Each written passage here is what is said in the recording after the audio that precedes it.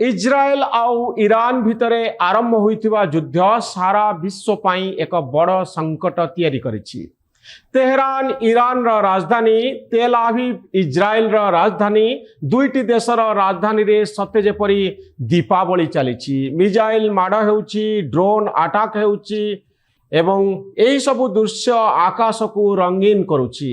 दीपावली रा आलोक सज्जा भली देखा जाउथिबा आलोक आउ शब्द सबु परस्पर ध्वंस पाई उद्दिष्ट, अर्थात इज्राएल आउ ईरान परस्पर को ध्वंस करबा पाई चाहुचंती।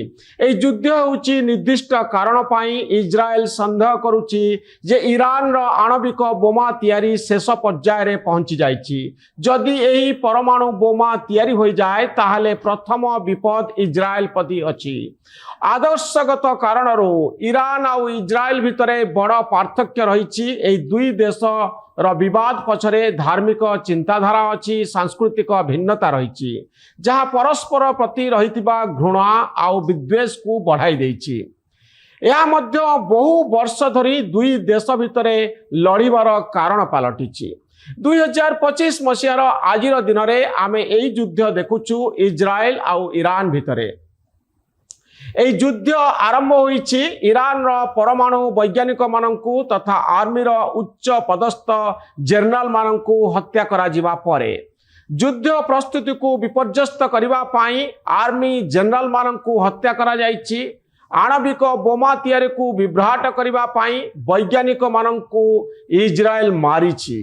ईरान रो आर्मी जनरल आउ वैज्ञानिक माने इज्राएल द्वारा मृत्युवरण करिसंती, जहा ईरान आउ इज्राएल रो विवाद को बढ़ाई देछि।